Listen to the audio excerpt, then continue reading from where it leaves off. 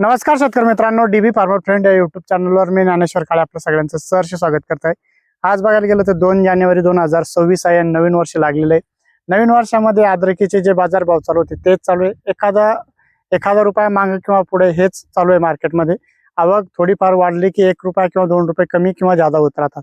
आजचे जर कधी बाजार भाव बघायला गेले तर आजचे बाजार भाव 3700 रुपयापासून चालू होत आहे तर 4000 पर्यंत एक्स्ट्रा सुपर मार्केट घेत आहे आणि डागे माल जे ते 10 रुपयापासून 13 रुपयापर्यंत सौदे होत आहे। भरपूरशा ठिकाणी शेतकऱ्यांनी फोन केला होता की शेवटच्या टप्प्यामध्ये आता पाला बसतोय। आपण जर कधी माझ्यासोबत बघितलं तर आता काही ठिकाणी पाला आहे आणि काही ठिकाणी असा पाला बसायला सुरुवात झालेली आहे। आपण जर कधी बघितलं सगळीकडे तर पाला बसतोय। तर शेवटच्या टप्प्यामध्ये भरपूर शेतकरी विचारत होते की पाणी नियोजन कसं केलं गेलं पाहिजे। तर पाण्याचं नियोजन जे आता तुम्ही बघितलं, आता इथं जर कधी जोडून बेड बघितला, आता फक्त इथं तुम्हाला ओलावा मेंटेन ठेवायचा आहे, अतिरिक्त पाणी द्यायचं नाही। थंडी जास्त आहे, एवढा बेड तुमचा वल्ला असला तरी ठीक राहतं, कारण की इथून पुढे जे अद्रक सुप्त अवस्थेमध्ये जाते, म्हणजे इथून पुढे काही घेत नाही। भरपूर शेतकरी विचारते की शेवटच्या टप्प्यामध्ये काही बुरशीनाशक आपण देऊ शकतो का। तुम्हाला जर कधी वाटत असेल तर बुरशीनाशक सोडू शकता, त्याच्या व्यतिरिक्त खतं वगैरे देऊ नका। असा जर कधी पाला बसत असेल तर ते घेत नाही, कारण की त्याचा पाला पूर्णतः फोटोसिंथेसिस होत नाही। जर कधी तुमचा सगळा पाला असा असेल तर तुम्ही थोडंफार सोडलं तर हरकत नाही, पण पाला हा जो प्लॉट आहे हा एप्रिलचा आहे आणि याचा पाला आता बसायला सुरुवात झालेली आहे। पाणी व्यवस्थापन खूप महत्वाचं आहे। इथून पुढे जर कधी तुम्ही अतिरिक्त पाणी दिलं तर तुमच्या याच्यामध्ये थोडे जो माल असतो तुमच्या बेण्यावरती थोडा पिवळसरपणा येतो। पाणी फक्त तुम्हाला उपसा कंडिशनला ठेवायचं आहे आणि पाला बसायला लागला की तोच पाला बेडवरती टाकायचा। आता जर कधी बघितलं तुम्ही असं ज्यावेळेस पाला तुमचा बसेल पूर्णतः, तर तुम्हाला हाच पाला फक्त असा बेडवरती असा टाकून द्यायचा आहे आणि ड्रिपनं पाणी चालू ठेवायचं आहे। डबल लॅटरली असल्यामुळे काही अडचण येत नाही। भरपूर शेतकऱ्यांचा आणखी एक प्रश्न होता की बा आपण बेणं किती तारखेला काढलं पाहिजे। तर बेणं तुम्हाला जर कधी लागवड करायची असेल तर 1 मार्च पासून बेणं तुम्ही काढू शकता। 1 मार्च पासून जर कधी बेणं काढलं त्याचा रेस्ट ऑफ पिरियड जो असतो, म्हणजे बेणं अंकुरित करण्यासाठी 40 दिवस भरपूर असतात, कारण की आपण ज्यावेळेस अद्रक काढतो किंवा आलं काढलं त्याच्यामधलं वॉटर पर्सेंटेज कमी व्हायला कमीत कमी 30-35 दिवस लागतात आणि आपल्याला तेवढे 40-45 दिवस तुम्ही रेस्ट ऑफ पिरियड ठेवला की त्याच्यातनं हे होऊन जातं। बेणं साठवण करताना काय काळजी घेतली पाहिजे त्यावरती आपण येणाऱ्या काळात एक व्हिडिओ बनवणारच आहोत। पण फक्त बेणं कधीपासून काढलं पाहिजे, मागच्या वर्षी काही शेतकऱ्यांनी 25-26 एप्रिललाही 25-26 फेब्रुवारीलाही बेणं काढलं होतं। हाच प्लॉटचा आपण बेणं जे ते 26 फेब्रुवारीला काढलं होतं आणि 20 एप्रिलची ते लागवड करताना यांनी जमिनीवरती केली होती। भरपूर शेतकऱ्यांचा प्रश्न होता की जमिनीवर जर कधी आपण लागवड केली तर नंतरला माती लावायला आपल्याला जास्तीचं पाणी पडलं तर अडचणी येऊ शकतात। तर शेतकरी मित्रांनो तसं नाहीये, तुम्ही लागवड केल्यानंतर जूनच्या पहिल्या आठवड्यात एवढे जास्तीचे पाणी पडत नाही, तोपर्यंत पूर्ण अद्रक उगून येते। मग नंतरला जर का तुम्ही एकदा जरी माती लावली तर 6-7 इंचाची छोटी छोटी चर खाली पडतात आणि पाणी निघून जातं। पण तुम्हाला जर का जमीन वापसा कंडिशन नसेल तर सुरुवातीला थोडी माती लावून घेणं गरजेचं आहे। थोडा लागवड जमिनीवर करायची आणि 6-7 इंच माती त्याला लावून द्यायची, नंतरला एक भर तुम्ही उगवण झाल्यानंतर देऊ शकतात। भरपूर शेतकऱ्यांना शंका होती का 20 एप्रिलला आपण लागवड केली तर टेम्परेचरमध्ये काही खराब होऊ शकतं का। तर आपण त्याच्या पाठीमागेही सांगितलं आणि आताही सांगितलं, आपण 2-3 वर्षापासून प्रयोग करतोय। एकने असे 5-6 प्लॉट आपण 20 एप्रिल लागवड केले होते।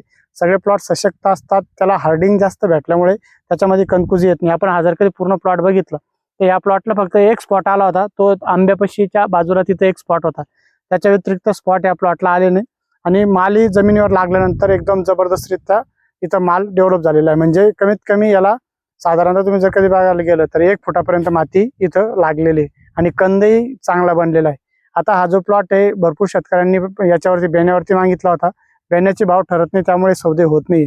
भरपूर शेतकऱ्यांनी 5-5.5 हजार रुपयांना सौदे करून पैसेही दिलेले, म्हणजे जे रिलेटिव्ह असतात ओळखीचे असतात त्यांनी काय केलं की तुम्ही आज पैसे घेऊन टाका, आज जो बाजार भाव चालू आहे 1000 रुपये त्याच्यापेक्षा 1,500 रुपये शिल्लक घ्या। 5-5.5 हजार रुपयाने भरपूर शेतकऱ्यांनी पैसे घेऊन टाकले, कारण की काहीच्या आर्थिक नीड जे असते, म्हणजे आर्थिक गरजा ज्या असतात यावर क्लिअर करायच्या असतात, कुणाला काही देवाणघेवाण असतात, ते पैसे घेऊन त्यांनी देवाणघेवाण केली आणि तो प्लॉट तसाच ठेवला आणि त्यांची बोली की 1 मार्चला आपण प्लॉट काढून घेणार आहे आणि 1 मार्चला जे भाव असतील त्या भावामध्ये आम्ही तुम्हाला पैसे द्यायला, म्हणजे जे भाव ठरलेले त्या भावात तुम्ही घेऊन टाका। म्हणजे भाव जर कधी 7 झाला आणि 4 झाला तर त्याच भावात त्यांना पैसे घेणे। शेतकरी मित्रांनो जर कधी प्रामुख्याने बघायला गेलं तर बेणं तुम्ही एप्रिलच्या जे शेवटच्या आठवड्यात किंवा एप्रिलच्या सुरुवातीला काढतात तसं न करता जास्त त्यावेळेस कोंब येत राहतात। मार्चच्या 20 तारखेपर्यंतच बेणं काढणं गरजेचं आहे, जेणेकरून तुमचं जे उत्पादन आहे ते चांगलं वाढतं।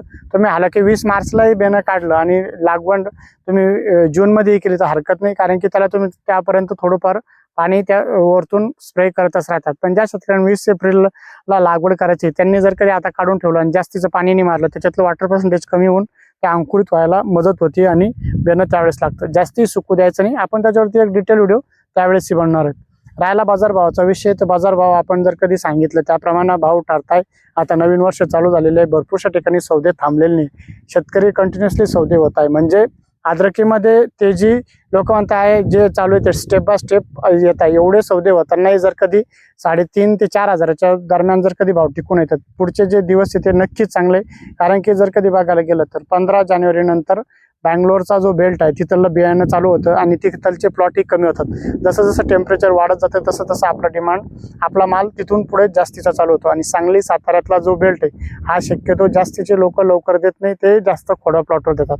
तर भिजता असते तर मग आपला जालना जिल्हा आणि संभाजीनगर जिल्हा, प्रामुख्याने संभाजीनगर जिल्ह्यातच मोठ्या प्रमाणात अद्रक होती. जालन्यातला 1-2 तालुके वगळता बाकी आपल्या संभाजीनगरमध्ये जास्त प्रमाणात अद्रक होती आणि इथलच्या मालाला हळूहळू डिमांड तेव्हा चालू होत जाते. शेतकरी मित्रांनो, तुम्हाला जर कधी योग्य भाव घेणं असेल तर तुम्हाला गरज नसताना तुम्ही प्लॉट देऊ नका, स्टेप बाय स्टेप प्लॉट द्या. नक्कीच चांगले बाजारभाव यावर्षी राहतील. मार्च एप्रिलमध्ये 5,000-5,500 हजार रुपये राहतील, त्याच्यावरती राहू शकता. पण 4,000च्या खाली बाजार यावर्षी जाणार नाही एवढी असं वाटतंय. कारण की हा भौगोलिक परिस्थिती, आपण अंदाज देणार आहे की हे नाही आहे, आपण भौगोलिक वातावरण, भौगोलिक माल किती शिल्लक आहे आणि यावर्षी सडन किती होती यावरूनच एक अंदाज ठेवतोय. भरपूर शेतकऱ्यांना त्यातल्या त्यात काही खोडवेही ठेवायचे, कारण की भरपूर शेतकऱ्यांना माहित असतं एप्रिल-मे मध्ये आणखी तेजी येऊ शकते.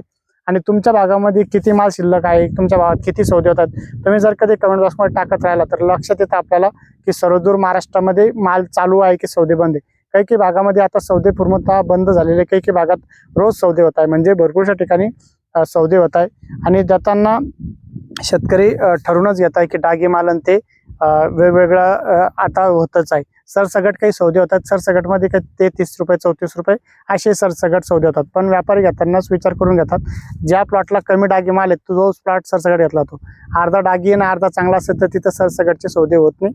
त्यामुळे तुम्ही देताना काळजी करूनच द्यायचा आहे. तुमचा जर कधी कमी डागी असेल तर तुम्ही सरसगट न देता तो डागी माल तिथंच बाजूला शार्टिंग करून आणि चांगला माल वेगळा केला गेला पाहिजे, जेणेकरून तुमचे 2 पैशाचा फायदा होतो. शेतकरी मित्रांनो, आता जर कधी बघितलं तर भरपूर शेतकरी म्हणत होते की आम्ही असा पाला लावून आणि याला एखादी भर दिली तरी चालतं का. तुम्हाला जर कधी प्लॉट ठेवायचा असेल म्हणजे मार्च एप्रिलपर्यंत तसं चालतं. हा पाला पूर्णतः वर लावून द्यायचा आहे तुम्हाला. हा पाला जो पडलेला असतो वरती लावून आणि याला थोडी मातीही दिली तरी हरकत नाही. नंतरला त्याच्यावरती थंडावा जास्त असतो. एखाद्या वेळेस जे टेम्परेचर वाढत जातं तिथं थोडंफार पाणी कमी जास्त झालं तरी चालतं. आणि सुप्त अवस्थेत गेल्यानंतर अद्रक जास्तीचं पाणी घेत नाही, फक्त हे जमिनीमध्ये राहतं. त्यावेळेस पाणी तुम्हाला मोजकच द्यायचं आहे, उपसा कंडिशनला पाणी द्यायचं आहे. जमिनी वेगवेगळ्या असतात, ती भुरमड जमीन आहे याला एक तुम्हाला थोडं थोडं उपसा कंडिशन द्यायचं आहे. पण जे जास्त काळपोटी जमीन आहे तिथं अतिरिक्त पाणी जर कधी दिलं तुम्ही तर कोमं जे आहे ते पिवळे म्हणजे कंद जो येतो थोडासा नॉर्मल पिवळापणा त्याच्यामध्ये येतो आणि तुम्हाला त्याच्यामध्ये प्रॉब्लेम येऊ शकतो. त्यामुळे पाणी इथून पुढं तुम्हाला योग्यरित्या द्यायचं आहे. भरपूरशा ठिकाणी काय झालेलं आहे की शेतकऱ्यांनी सिंगल लॅटरल टाकलेली, तर नळी आपल्याला चेक करून घ्यायची, कारण की इथून पुढं लक्षात येत नाही. तुम्ही आता एखाद्या वेळेस इथं कधी ड्रिप चोकअप असलं किंवा हे असलं तर तेवढा तुमचा जो प्लॉट आहे, मागच्या वर्षी आमच्या लक्षात आलं की इथून एवढा जो माल आहे तो खराब झाला होता भरपूर शेतकऱ्यांचा. काही ठिकाणी नळी दुमती होऊन जाते, कारण की शेतकरी शक्यतो अशी पेप्सी वापरतात आणि असं जर कधी दुम्मत पडली इथे तर इथून मागेच पाणी जातं, पुढे पाणी जात नाही, तर मग ते प्रॉब्लेम येतो. तेही चेक करत राहणं तुम्हाला गरजेचं आहे. तुम्हाला जर कधी येणाऱ्या काळामध्ये काय बाजारभाव राहतील यावर जर कधी व्हिडिओ बनवायचा असेल तर तुम्ही कमेंट बॉक्समध्ये नक्की कळवा. आम्ही त्याच्यावरती व्हिडिओ बनवणार आहोत. आणि तुम्हाला जर कधी आमचा व्हिडिओ आवडला असेल तर व्हिडिओला शेअर आणि फॉलो करायला विसरू नका. धन्यवाद.